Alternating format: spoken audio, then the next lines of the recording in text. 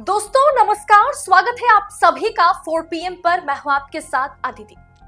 कपिल सिब्बल ने जैसे ही 15 धांसू दलीलें पढ़ी तो सुप्रीम कोर्ट में सब कोई हैरान रह गया। वक्फ केस में बड़ा उलटफेर, सुप्रीम कोर्ट में सरकारी वकील खड़े तक नहीं हो पाए। दोस्तों 15 तारीख को जब सीजेआई BR गवई ने सरकारी पक्ष और हिंदू पक्ष को साफ तौर पर कह दिया था कि वक्फ अधिनियम 1995 जो कांग्रेस सरकार उस समय लेकर के आई थी, हम उस पर आप लोगों को बहस करने की अनुमति नहीं दे सकते थे। और बीजेपी सरकार को BR गवई की इस बात से बड़ी मिर्ची लग गई थी और साथ में 20 मई को इस केस को फिर से सुना जाएगा, अगली तारीख दी गई थी जिसमें दोनों पक्षों को 2-2 घंटे का वक्त दिया जाएगा, लंबी बहस होगी, ये कहा गया था। तो आज 20 मई है और पहला पक्ष कपिल सिब्बल को रखने का दिया जाता है। कपिल सिब्बल ने आज कोर्टरूम में जो 15 दलीलें रखी है, कोर्टरूम में उससे तहलका मच गया, मतलब सन्नाटा पसरा। सत्ता पक्ष के वकील तुषार मेहता तो मुंह ताकते रह गए। सीजेआई BR गवई फैसले को लेकर के, आदेश को लेकर के जो भी सोच रहे थे, सिब्बल ने जैसे ही ये 15 दलीलें रखी, पढ़ी तो गवई एकदम चुपचाप नजर आ रहे थे। 15 मिनट तक सिब्बल को कोई एक क्रॉस क्वेश्चन भी नहीं पूछ पाए। आज कोर्टरूम में सिब्बल ने जो दलीलें रखी, चर्चा सिर्फ उस पर करेंगे। पहला कि वरिष्ठ वकील कपिल सिब्बल ने विरोध करते हुए कहा, पहली दलील जो रखी कि हम तो सभी मुद्दों पर दलील रखेंगे, मंदिरों की तरह मस्जिदों में 2000-3000 करोड़ चंदे नहीं आते हैं। दूसरी दलील, सिब्बल ने कहा कि पिछले अधिनियम में पंजीकरण की आवश्यकता थी और क्योंकि आपने पंजीकरण नहीं कराया, इसे वक्फ नहीं माना जाएगा। कोई 100, 200 और 500 साल पहले बनाए गए थे तो रजिस्ट्रेशन पर हर चीज का रजिस्ट्रेशन दिखाना यह संभव नहीं है, कागजात दिखाना संभव नहीं है। तीसरी दलील, जब सीजेआई ने पूछा कि क्या पंजीकरण रजिस्ट्रेशन की आवश्यकता है, इस पर सिब्बल ने कहा कि यह था, लेकिन पंजीकरण ना कराने पर कोई परिणाम नहीं था। चौथा कि सीजेआई ने कहा कि हम इसे रिकॉर्ड पर ले रहे हैं। 2013 के दौरान वक्फ बाय यूजर के लिए पंजीकरण आवश्यक नहीं था, क्या यह स्वीकार्य था? तो सिब्बल ने कहा कि हाँ, ये स्थापित प्रथा है, वक्फ बाय यूजर को पंजीकृत यानी रजिस्टर करने की आवश्यकता नहीं है, जिसे इस कानून में बदला गया है। दोस्तों पांचवी दलील ये रखी गई, कपिल सिब्बल ने कहा कि 1954 के बाद वक्फ कानून में जितने भी संशोधन हुए उनमें वक्फ प्रॉपर्टी का रजिस्ट्रेशन अनिवार्य था। तो अदालत ने पूछा क्या वक्फ बाय यूजर में भी पंजीकरण अनिवार्य था? तो सिब्बल ने कहा कि हाँ, उन्होंने जवाब हाँ दिया। तो अदालत ने कहा तो आप कह रहे हैं कि 1954 से पहले उपयोगकर्ता द्वारा वक्फ का पंजीकरण आवश्यक नहीं था और 1954 के बाद ये आवश्यक हो गया। और जो छठवीं दलीलें रखी गई वो ये रही कि वक्फ बाय यूजर को लेकर के सिब्बल ने कहा कि मंदिरों में चढ़ावा आता है लेकिन मस्जिदों में नहीं, यही वक्फ बाय यूजर है। बाबरी मस्जिद भी ऐसी ही थी। 1923 से लेकर के 1954 तक अलग अलग प्रावधान हुए लेकिन बुनियादी सिद्धांत यही रहे। इसके बाद 7th जो दलीलें रखी गई वो ये है, 7th दलील कि कपिल सिब्बल ने कहा कि वक्फ को दान दी गई निजी संपत्तियों को केवल इसीलिए छीना जा रहा है क्योंकि कोई विवाद है।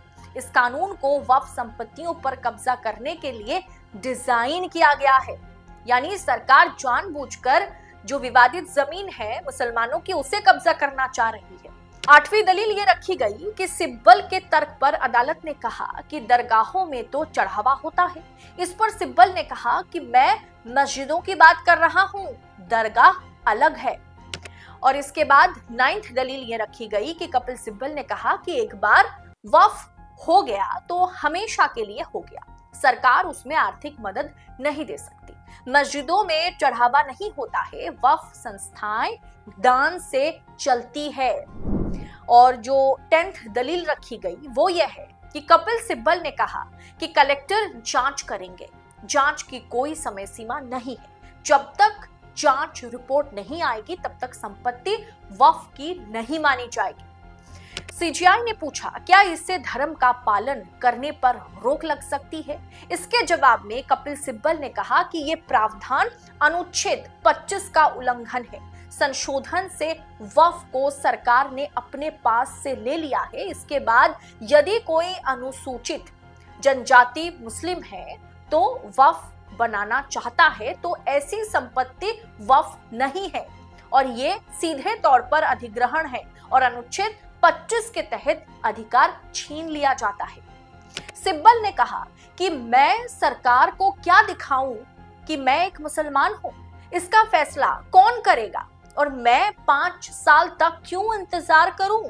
ये अनुच्छेद 14, अनुच्छेद 25 और अनुच्छेद 26 का उल्लंघन है जो सरकार कर रही है। तो सिब्बल ने कहा कि अब वक्फ बाय यूजर को हटा दिया गया है, मतलब इस कानून में इसका कोई जिक्र नहीं है, जबकि वक्फ बाय यूजर जरूरी है, इसे कभी नहीं हटाया जा सकता। ये ईश्वर को समर्पित है, ये कभी खत्म नहीं हो सकता। अब यह सुनिश्चित कर रहे हैं कि केवल यही वक्फ बाय यूजर बचेगा जो रजिस्टर है, मतलब जो रजिस्टर्ड संपत्ति है वही वक्फ के अंदर है। कपिल सिब्बल की दलीलें सुनने के बाद सीजीआई बी.आर. गवई काफी समय तक कुछ नहीं कह पाए।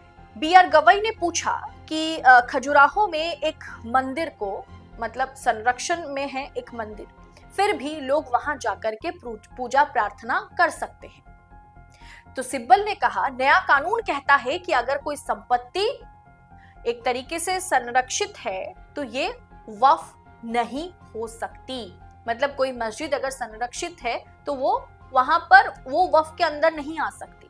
कपिल सिब्बल ने कहा कि एक अन्य प्रावधान लाया गया है जिसमें वक्फ करने वाले का नाम और पता, वक्फ करने का तरीका, वक्फ की तारीख मांगी गई है। लोगों के पास ये कैसे होगा?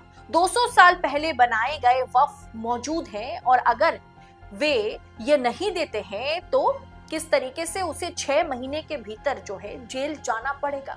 मतलब कोई संपत्ति अगर वक्फ के अंडर रजिस्टर नहीं है, कोई भी मस्जिद अगर वक्फ के अंडर रजिस्टर नहीं है तो वो अभी तक वक्फ की रही, लेकिन अब वो सारी चीजें उनसे छीन ली जाएगी। कपिल सिब्बल ने यह साफ तौर पर कहा है, सरकार मुसलमानों की संपत्तियों पर, वक्फ की संपत्तियों पर वो रजिस्टर नहीं है, ये कहते हुए उन तमाम संपत्तियों को छीनने की कोशिश कर रही है।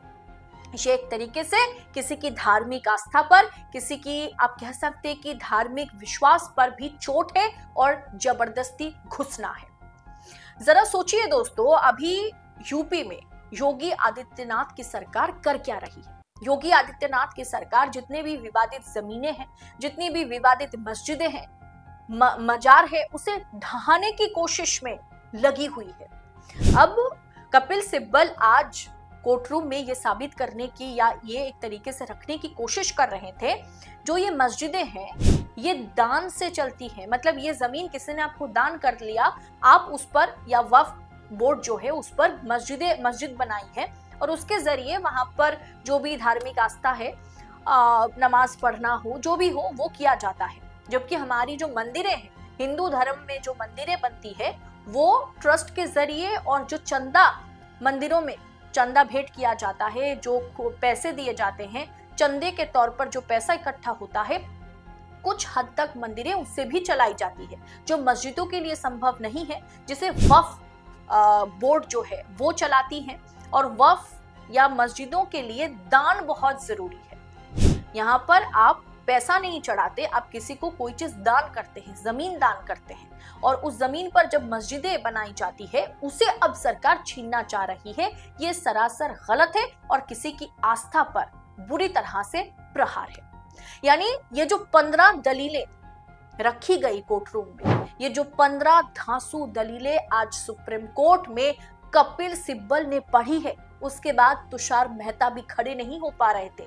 तुषार मेहता को समझ नहीं आ रहा था कि बोले तो बोले क्या, और बी.आर. गवई उनसे सवाल तो कर रहे थे लेकिन काफी हैरान नजर आ रहे थे, क्योंकि इस बार कपिल सिब्बल ने इसके मस्जिद को मंदिर के साथ तुलना करके दिखा दिया कि वक्फ में सरकार की इंटरफेरेंस या एक तरीके से सरकार जो इंटरवीन करना चाह रही है वो किस हद तक गलत है।